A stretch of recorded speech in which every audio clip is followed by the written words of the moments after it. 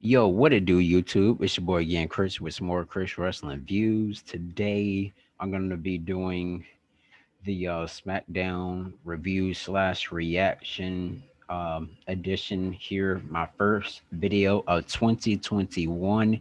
Happy New Year to you guys and your families. Continue to stay safe out there as well.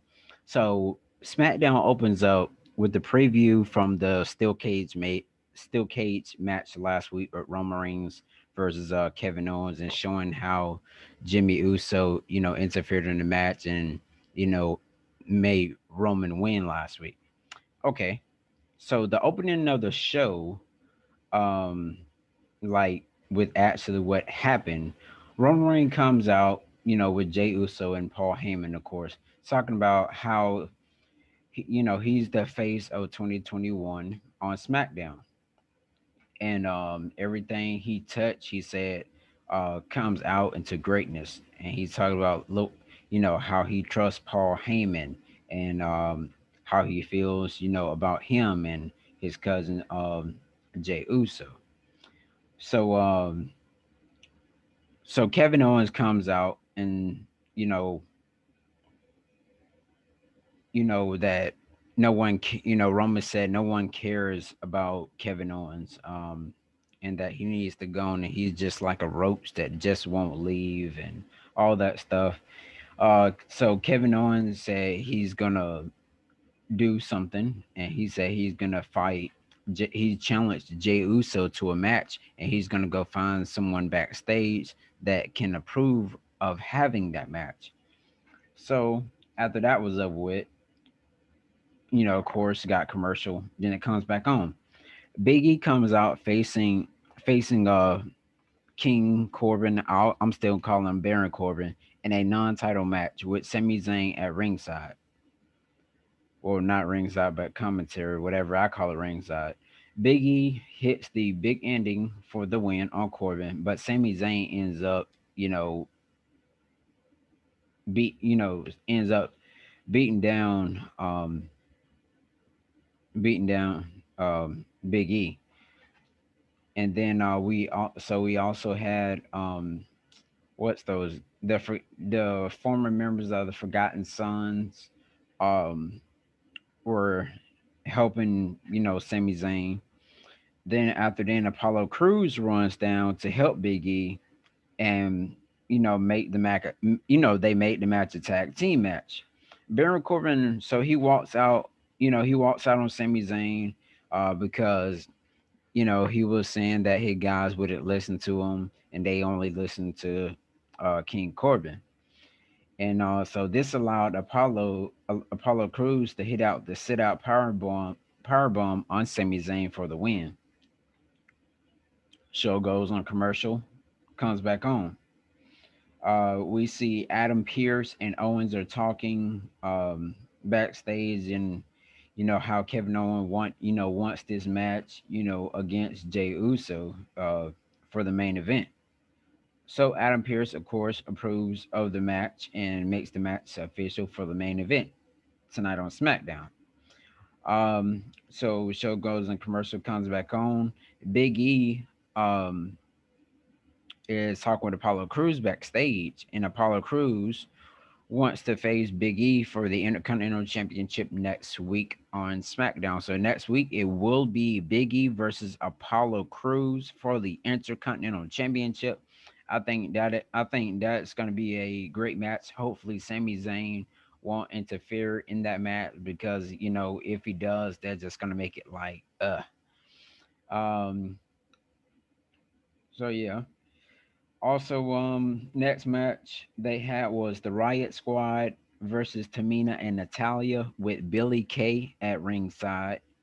So Billy Kay distracts Tamina, and end up, the Riot Squad ends up picking up the victory over Tamina and Natalya. That match. So I'm gonna go back a little bit to where Big E had his match and then had a tag team match. When I'm gonna do a 1 out of 5 star on this show, I'm gonna get that match. I'm getting that match a 2. It wasn't, you know, Oh, it wasn't a good match, wasn't too, interesting or anything. So I get that match a two. That the Riot Squad and Tamina, that match was okay, but Billy Kay is a little bit annoying to me, but the Riot Squad, they're young.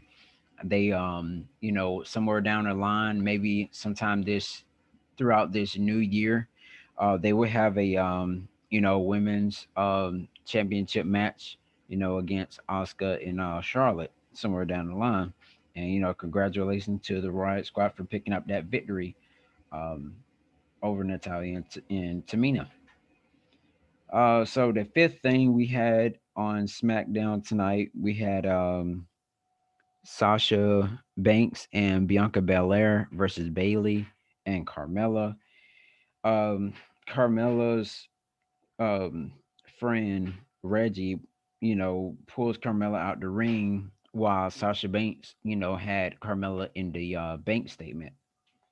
And Reggie, hops up on the ring apron and slides back out the ring in some kind of funky move, and then he jumps back up there, hits a backflip off the ring apron back onto the floor on the outside, and then that's when Carmella end up hitting the face buster on Sasha Banks for the three count, and so Bayley and Carmella wins this match over Belair and Banks.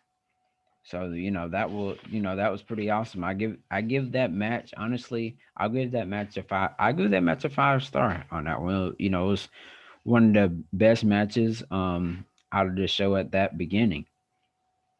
Because they mainly had a lot of talking on SmackDown tonight rather than have matches. So basically, they only had like maybe uh, I won't count that Biggie match or anything because it was an interference. So I'll say one, two, three, four, five. They don't have 5 matches tonight on SmackDown. So the next segment thing they had was the Street Profits come out and talks about beating the New Day, and they said they were going to do their predictions for 2021. And Montez Ford said Dolph Ziggler get his super kick from Shawn Michaels, and he's the Heartache Kid and all that good stuff. And they come out and attack Montez Ford's leg, put it around the ring apron, slams it with a chair, and then after then they walk away. But it that right there, it was I really don't know about like really what to say on that. It was just a segment, of course, so it was a okay segment. They had a match right here: Daniel Bryan and Otis ver- versus Cesaro and Shinsuke Nakamura. And Daniel Bryan and Otis had Chad Gable with them at ringside. Otis hits the finish. Uh, Shins- um, Shinsuke,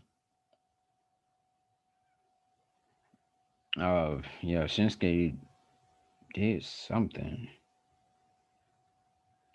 Well, yeah, he jumps in and break up the count. Excuse me, y'all. Sorry. Well, so he jumps in and break up the pin, and then Brian actually got tagged in, and then Brian made Shinsuke Nakamura tap. So in that match right there in particular, I would never thought Shinsuke would have tapped. I would have thought Cesaro would have came in and and helped him or something. But with that, it's like where where is Shinsuke and Cesaro go from now? Do they go back to the drawing board, or will they get released and possibly uh Nakamura may go back to New Japan Pro Wrestling, or maybe he'll go to AEW.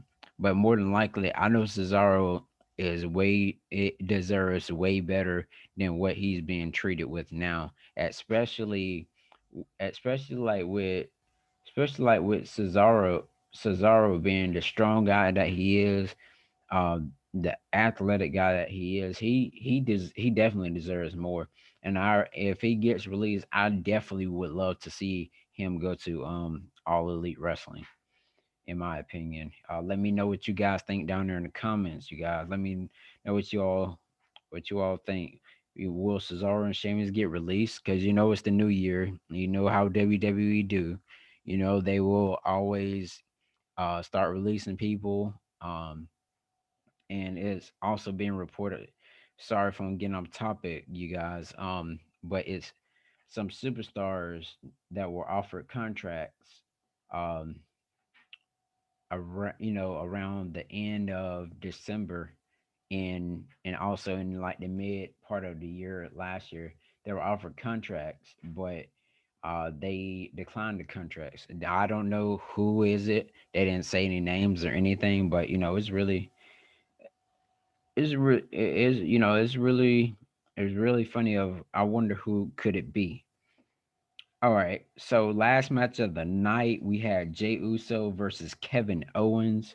Owens wins by he hit the stun on Jay Uso for a clean victory, and this was like um probably like 9 minutes before the show went off the air, and I was like, wow. And then you seen Kevin Owens, he had the handcuffs, and he handcuffed Jay Uso to the rope and start beating him and stomping him, and then you know he makes Jay Uso, Kevin Owens made Jay Uso, walk up the ramp, and saying he was gonna.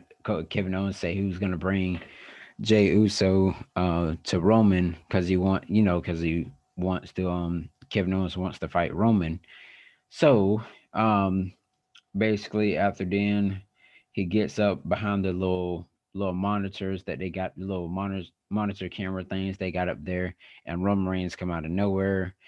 Him and Jay Uso attack Kevin Owens and just beat him, throws him off onto the floorway, and then that was basically it. So in that match right there, it was a clean match. It kind of really did. So kind of surprised me a little bit. So I'll give that match a 3. It was an okay match. It was a little bit too predictable. We would have thought Roman would have came out and interfered, or they could have did like the little Seth Rollins return type thing, and WWE. I don't know why they made a whole promo over saying that Seth Rollins was gonna return, and all that stuff, but going back, I'm sorry, you guys. Going back to the Daniel Bryan and Otis match, I'll give that match a 3 as well. Only match that was good tonight was the Bayley and the Sasha Banks match, which how it ended, which was incredible. So I really thank you guys for taking time out of your day today on listen to Chris Wrestling Views here on YouTube.com. Make sure you all guys subscribe to my videos. Check out all of my other content. Share it across all social media platforms, whichever you have. Also, make sure you hit that bell as well. Also, you can contact me on these 3 platforms as you see on the right hand side of your screen. And I really do appreciate y'all, like I said, for tuning in to Chris Wrestling Views here on YouTube.com. I got more videos on the way. Gonna try to do like 2 or 3 videos a day. And I really, really, really am trying to push this real hard to get all wrestling rumors, predictions, reviews, reactions, on my channel, and anything that you want me to hear, or if you want to be on my show, and we can talk amongst each other, and we can let everybody that are wrestling fans across the YouTube world, let them hear. So thank you all for watching Chris Wrestling Views here on YouTube.com. Thank y'all, and happy new year once again.